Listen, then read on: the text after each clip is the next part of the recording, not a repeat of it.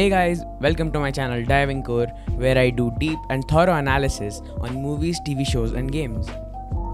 So for my first video, I am taking a movie that made me make this channel and just talk about it because I cannot stop thinking about it. And as you have probably read the title, I am talking about Zack Snyder's Justice League. This movie has stuck with me from the day I watched it. I cannot stop thinking about it and I have so many questions, so many doubts that are not being answered. So yeah, we are gonna review the movie and see how it is. Before we talk about Zack Snyder's Justice League, I have to tell you guys about the DCEU. If you are not caught up with the DCEU, I'm gonna tell you about that. DCEU stands for DC's Extended Universe. That is a universe in which major movies like Man of Steel, Batman v Superman and Wonder Woman takes place. So if you have not seen those movies, you will not understand the premise of Zack Snyder's Justice League, and it will be the best of you to see those movies before this video because this video contains major spoilers for Zack Snyder's Justice League. Zack Snyder made Man of Steel, which was a good Superman movie. It was enjoyable, it had good action, and it was not hated by the critics. In my opinion, it was a decent movie.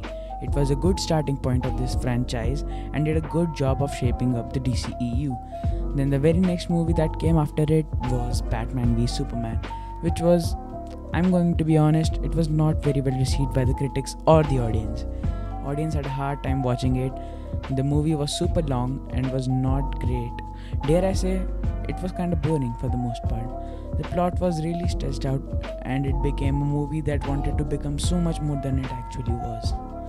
The biggest problem of the Batman v Superman movie was that how complex and convoluted the plot was.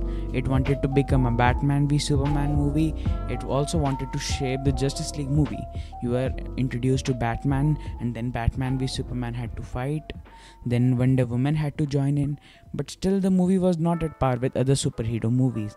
It did so much to create and shape the Justice League movie that it forgot its own value and became a mess. After this, Wonder Woman movie was released, which was a good movie but felt like it was thrown in just to make the trio complete. Zack Snyder himself is an important part of the DCEU as he directed both Man of Steel and Batman v Superman and was an executive producer of Wonder Woman. He is so integral to the story. He was supposed to direct the Justice League in 2017 by himself as well. He is a great director. He made great films like 300 and the DCEU films. Although Man of Steel and Batman v Superman was not critically acclaimed, but I have to give props to him as he made them cinematically great. Snyder also made the dark and gritty theme that was present in almost all of the DCEU films.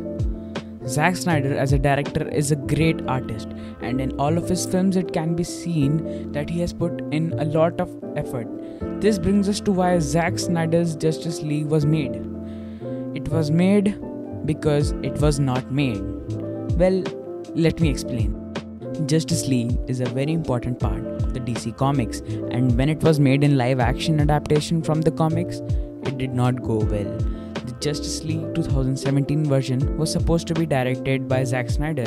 Unfortunately, Snyder had to step down from the director post because of a family tragedy.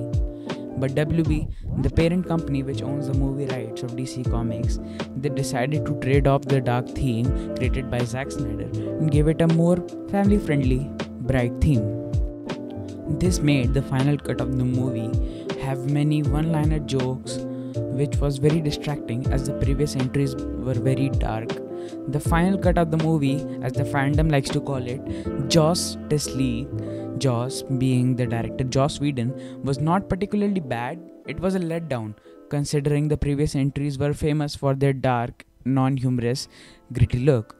Many people were disappointed and thus the movie was a failure. It was a disaster. It did not make that much profit and DC lost hope for the Justice League. People were disappointed and wanted to see what Zack Snyder originally had in mind. People knew Zack Snyder would not have left it if it wasn't for the tragedy, but sadly he did. So people started making a petition to release the Zack Snyder's Justice League, the Snyder Cut as it was said. It was trending on Twitter. Millions of people did that, and it became a reality. Zack Snyder's Justice League is a culmination of hard work that DC fans had to put in. The movie is set in an interesting 4:3 ratio, the IMAX ratio, which is, I have to say, is a very creative approach. Also, the movie has classic Zack Snyder's slow motion, which I'm not the biggest fan of, but it looks cool. The movie is really long, but takes its time to develop characters in such a way that the previous version could not possibly do. Obviously, double the length of the movie will give them time to slow down, develop the characters, and it did. It did it very well. All the characters in Zack Snyder's Justice League are very different from what they used to be. They have definitely better motivations to fight. Genuine things that can be related to, like loss of a loved one and getting over guilt, that makes the character of Justice League really appealing. Characters like Cyborg and Flash have detailed storyline that makes the character more interesting and more appealing than the previous version. The character of Batman is so much better. We can clearly see that the previous events have changed him so much. Thus, with his guilt and his sense of responsibility is on him now. Coming to Wonder Woman, though, she doesn't really do much in this movie, except from telling Batman about Steppenwolf, the main villain of the story. I think from the movie length of 4 hours, what she got was relatively small. In terms of storytelling, it could have easily been better. The role which she plays in the movie is probably brute force, nothing too significant, and nobody excels at brute force other than Superman. He is not my favorite. Well, neither Batman or Superman for that matter is great up until this movie. In Man of Steel and Batman v Superman, they both played characters that I would not like. Superman was a boring character in that movie, not like the hopeful, cheerful superhero I know, but an emotionless demigod. And Batman was somewhat worse. Batman to me is a good guy hidden behind a dark mask, but in the previous movies I could not have felt that Batman was a good guy. His motives was questionable and somewhat believable, but not agreeable. His methods like marking the criminals were definitely questionable, and I did not enjoy both of them, neither Batman nor Superman. That is why I was upset with them. Well, that was a tangent, but I have to state it because I could never see them as a definitive Superman or Batman, and the Snyder Cut fixes their character to some extent. Superman in this movie is not that much. His role is short, well, extremely short for that matter. I know that is because Henry Cavill could not do reshoots, so it is somewhat understandable. Overall, the movie is great. I think you should watch it, but I cannot go further into this review without getting into some major spoiler. So if you want to leave and see the movie and come back after it, feel free to do so. The movie starts with Superman dying, which is right where Batman v Superman ended, so there is some continuity there. And Batman feels guilty over the death of Superman, which makes him want to create a team of individuals that could protect the people, the Justice League. So it gives Batman a quality of responsibility, which I like, which will be his motivation for the rest of the movie. The death of Superman awakened mother boxes, which I will get into after. Next up is the most important character of the Snyder Cut. It is Cyborg. Yes, you heard me right. Not Superman, not Batman, but Cyborg is the main character of the story. It is because he has by far the most story added, and in my opinion, it has the most important character story and the most compelling story as well. Other characters like Barry Allen, The Flash, are also leveled down from a one-liner pun machine to a normal youngster. Aquaman also is made a better character, though not much has been done on it. Coming to the plot, the mother boxes are activated sensing that a great defender of the world has died. The mother boxes are ancient objects which when united form unity and destroys the world and makes the planet of Darkseid, an entity that is so powerful that he has conquered more than 100,000 worlds. He is so powerful that even Marvel copied him and made Thanos. Darkseid came to Earth to conquer it, but the old gods of the Earth, the original defenders of the Earth, and the Amazonians, Wonder Woman's family, and Atlanteans, Aquaman's family, and humans fought together and won.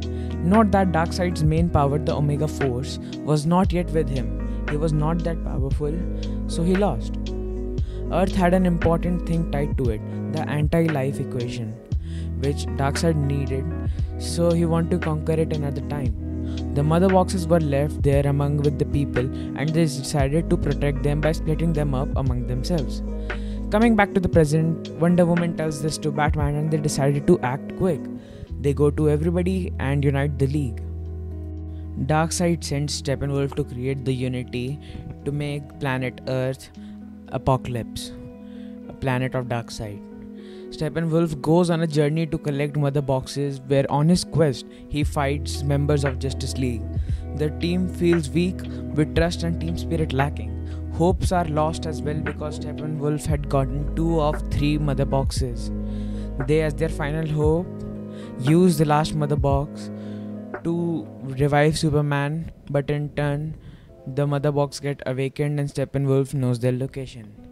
They are able to take a sign of relief, a breath of relief, as the Superman is back. But the Superman who came back is not our Superman. He had forgotten who he is. The League confronts Superman but only managed to calm him down because of Lois, his partner. With Superman being out of the picture with Lois, they decided to fight Steppenwolf alone, as he got the final box at the same time of Superman's revival. The Justice League start fighting Steppenwolf, but the Flash doesn't. In this movie, Flash has been given the objective of build enough energy so that Cyborg could destroy mother boxes by separating them. Superman also joins in at the nick of time to save Cyborg. Up until now, the Zack Snyder's Justice League's plot feels quite similar to the original movie, with some changes of course, but it is basically the same movie. But the experience is completely different. Just like I said, the end of the movie is completely different, as the heroes lose. Flash is unsuccessful in gaining the speed to make enough energy to give to Cyborg, and this leads to the best scene of the movie. Flash reverses time. Yes, I can't believe this scene is so good. Flash successfully completes the mission, and yeah, it's all done and heroes win. It's amazing. I just gave a brief on what the plot is, but I still recommend watching the entire movie because it is an experience that cannot be won over again. Please go watch it. Thank you. The movie is definitely rushed because so much is going on in this universe that they definitely could have stretched some things out, but this movie makes up to it. This film reminds me of a real comic book, which is extremely impressive. It has splash book photography and visuals which are outstanding. Coming to the villain Steppenwolf, he's a dull sword, but in Justice League he was a butter knife, so I can't really complain. Darkseid though was a great character, and even though his motivation was just evilness, I still like him. But I think he could definitely be less in this movie. Darkseid's presence is felt throughout the movie, so I could not pay much attention to Steppenwolf. Reserving Darkseid's potential could have been better. Just a little tease would have been fine as well. But there being a more powerful villain than Steppenwolf just takes all the tension that is created out of the scenario. With that being said, it is not a major problem. My problems are some points stated ahead. The movie is cinematically a masterpiece, but seeing the same type of cinematography for 4 hours is a little repetitive. The pacing of the movie is good, but only because of the 4-hour mark. Because for pacing, you kind of feel a little loose after a while. Seeing it as 4 hours, it definitely could have been better. It is definitely better than the 2017 version, but you have to consider that the 2017 version was half its length. Yes, only 2 hours, which is a little short, but if you had another 2 hours of the movie, you could have definitely made it better. And after all, you might think, all my points are off length. Is it good or bad? It is kinda like a double-edged sword. It helps the movie to be more dynamic, but at the same time it does a bad job for easy storytelling. You also have to make the screenplay more interesting than it actually needs to be, because as a filmmaker you have to. You cannot let people get bored. Unnecessary scenes are added to solve this issue, which was sadly extremely evident in this movie. Furthermore, the story doesn't grip until 1.5 hour, which is basically the length of a film movie if you think about it. Also, it seems like a lot of the scenes are added to the movie by reshoots are to expand the story. I think these are to keep the series going, but I think it is a little overdone. I mean, they wanted to make a Justice League 2 and a Justice League 3, so I'm kinda on a split with this one. So yeah, Zack Snyder's Justice League is a good movie, but my biggest critique with this movie is that it has got a big advantage of correcting its failure, and it is solely because of the 2017 version, which was so much worse. The movie, for me at least, who was a 2017 version before, seeing this movie without comparing is impossible. Which gets me thinking, what if there was no Justice League? The Joss Whedon cut was never present. Would I still have enjoyed the Snyder cut? I don't know. The movie couldn't have released as a 4-hour long movie. Because of basic understanding, they probably would cut out the slow things, right? Guess what? That is what Joss Whedon did, and added some cringy jokes. Additionally, this movie sets up more to the future, like more heroes, and is a good starting point. But it's not going to be a movie I would watch when I'm bored, unlike other team-up movies like, Avengers. I am confused now because Zack Snyder's Justice League is a really good movie, but I can't make this up. All of it is useless. You know what? Everything I said until now in this review just doesn't matter. I forgot to review the most important part of Zack Snyder's Justice League. How is this movie's Zack Snyder's? It is half the name, right? Let's get into it. Okay, forget that you are watching a review. Just listen to what I'm saying and think about it. You are a person who has lost a loved one. Also, you have lost a project. And your project is given to someone else who doesn't recognize the speciality that was within you. He changes it so much that it is barely a fraction of what you made it to be. What do? Nothing. You cannot do anything. The position that was with you is not with you anymore. You have lost. A few months passes by and the project is a failure. It is a disaster. The project you spent so much time of your life on, which you worked even the hardest time of your life, and when you stall, it was given to someone else. You see that it is a far cry from what you would have done, and you also see the response that people are giving, which is exactly like yours. People unite to bring your dream to reality, and you take that chance and give them everything they asked for, and it works. You are now finally respected for your work. Even the last thing of the movie is not some superhero talking, but for Autumn. For his daughter, at the beginning is a thank you to the fans and give them what they need. That, ladies and gentlemen, my take on this movie. This story shines in every shot of the movie, even if it was not intended. I am more excited to see what is to come after this, and this is why I think the movie is an event and not a movie. This movie is a culmination of hard work of every DC fan. That is why I do not want to treat this review as a generic one and ask you guys to see the movie and give it a score yourself. The movie is definitely worth a watch and I enjoyed it thoroughly. I hope you enjoyed this review. Consider liking, subscribing and sharing. Make sure to give feedback and tell me what would you like to see in the future. Thanks for watching.